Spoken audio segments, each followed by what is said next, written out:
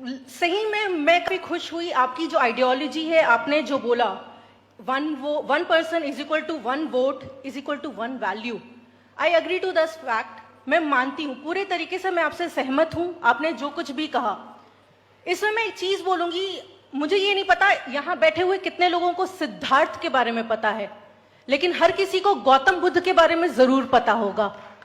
गौतम बुद्ध एक वो इंसान जो एक आधी रात में अपनी बीवी यशोधरा, अपने बेटे राहुल को छोड़ के घर से निकल गए खोज में शांति के, जिनको आज की डेट में हर कोई बुद्धिज्म को मानता है, फॉलो करता है।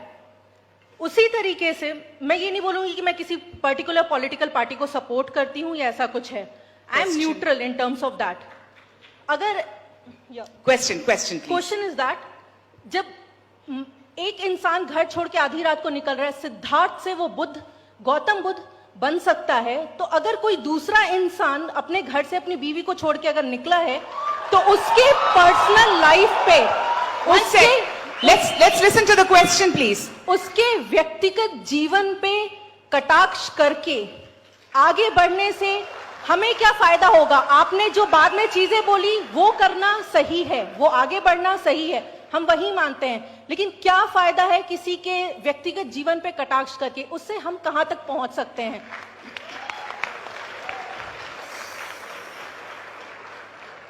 सबसे पहली बात तो बहुत बहुत शुक्रिया आपका।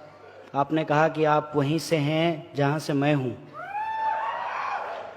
मुसाफिर हूं यारों, ना घर है ना ठिकाना। हिंदुस्तान है, कहीं के भी हो सकते हैं हम लोग, उसमें कोई दिक्कत नहीं है। ये जो बात आपने कही है कि one person one vote one value, ये मेरी बात नहीं है, ये बाबा साहब भीमराव अंबेडकर ने कहा है। और जो मूल प्रश्न है आपका कि किसी भी इंसान के व्यक्तिगत जीवन पे कटाक्ष क्यों करते हैं, बिल्कुल नहीं करना चाहिए जब तक वो जीवन व्यक्तिगत है। और वो जीवन व्यक्तिगत कैसे नहीं है, ये मैं आपको बता देता हूं। मेरी मां है, आपकी भी मां होगी, हम सबकी मां है, ये कोई नई बात नहीं है। और हर किसी का अपना एक स्ट्रगल होता है। ऐसा नहीं है कि हम कोई बड़ा तीर मार दिए हैं और आप कुछ नहीं अपने जीवन में किए हैं। हर इंसान अपने जीवन में एक स्ट्रगल करता है, लेकिन जब उसका मार्केटिंग किया जाता है, इसको आप समझिए कि मार्केटिंग क्या होता है। मार्केटिंग ये होता है कि आप कितने भी नालायक क्यों ना हो, नोटबंदी के बाद अगर आपकी मां 90 बरस की होगी तो आप उसको एटीएम के बाहर नहीं खड़ा करेंगे, ये मेरा भरोसा है। लेकिन अगर 90 साल की मां को कोई अगर एटीएम के बाहर खड़ा कर दे तो ये व्यक्तिगत बात नहीं है, ये मार्केटिंग है, ये सार्वजनिक बात है।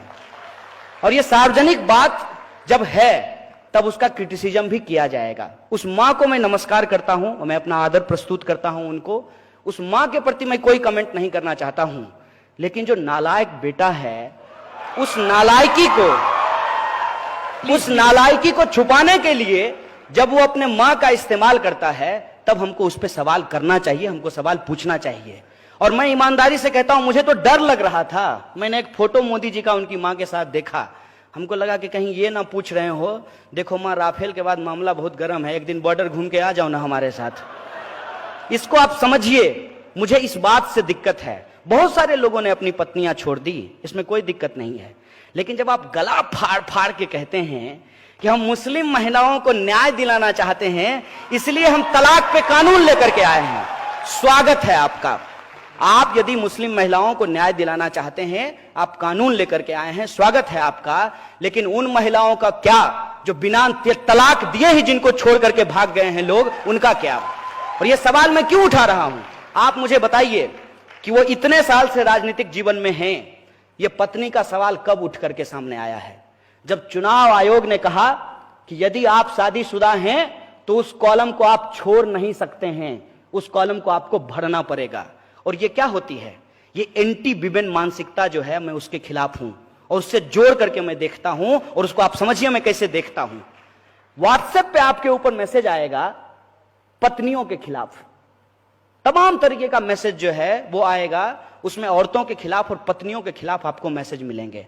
अगर शादी इतनी ही बुरी चीज है, अगर शादी करने वाले सारे लोग खराब ही होते हैं, जो भी शादी करता है वो समाज में लूटता है और लूट मार मचाता है, तो मुझे बताइए गब्बर सिंह की तो शादी नहीं हुई थी, वो किसके लिए लूट रहा था?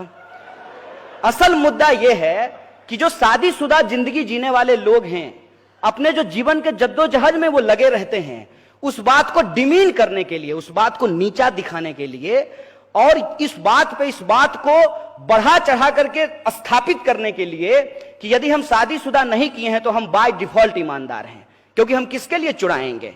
और ये कोई मोदी जी की बात नहीं है। मैं आपको याद दिलाना चाहता हूं, जब अटल बिहारी वाजपेयी प्रधानमंत्री बने थे तब भी यही कहा गया था कि अटल जी किसके लिए चुराएंगे, क्योंकि उनको तो कोई है ही नहीं, वो शादी ही नहीं किए हैं।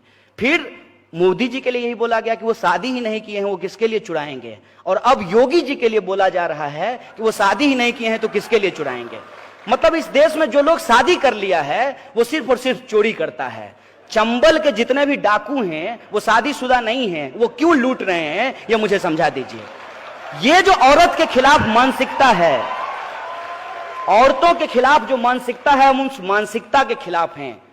क्यों हम स्वीकार नहीं करेंगे, हमको बताइए। अगर हमने शादी की है तो कोई अपराध किया है क्या, कोई पाप किया है कि हम स्वीकार नहीं करेंगे कि हमने शादी की है। हम इसलिए छुपाते हैं ताकि वो जो हमारा मार्केटिंग है उस मार्केटिंग का पॉइंट कम हो जाएगा। और ये जो मार्केटिंग के पॉइंट हैं, इस पॉइंट पे हमको किसी इंसान को नहीं जज करना है। हमको उस व्यक्ति के, प्रधानमंत्री के बतौर क्या काम है, इस पे हमको जज करना है। लेकिन बतौर प्रधानमंत्री जो वो काम नहीं किए हैं, इसी बात को डाइवर्ट करने के लिए वो माता और पत्नी के पास पहुंच जाते हैं। कौन ऐसा बेटा होता है मुझे बताइए तो, मां का पैर छूते हुए फोटो खिंचवाता है, कैमरा लेकर के मां से मिलने के लिए जाता है। कौन ऐसा बेटा होता है। इस बात को समझिए, मैं उस साजिश के खिलाफ हूं कि जब कोई इंसान अपनी जो हकीकत है उसका मार्केटिंग करके सवाल को गुमराह करने लगे तो इस साजिश को हमको समझना चाहिए। और इस बात से मैं पूर्णतः सहमत हूं कि किसी भी व्यक्ति के व्यक्तिगत जीवन पर कटाक्ष नहीं करना चाहिए। मसलन कोई भी व्यक्तिगत जो बयानबाजी होती है व्यक्तिगत जीवन को लेकर के, उससे बचने का प्रयास करना चाहिए। लेकिन जरूरत इस बात की है कि वो बात व्यक्तिगत हो।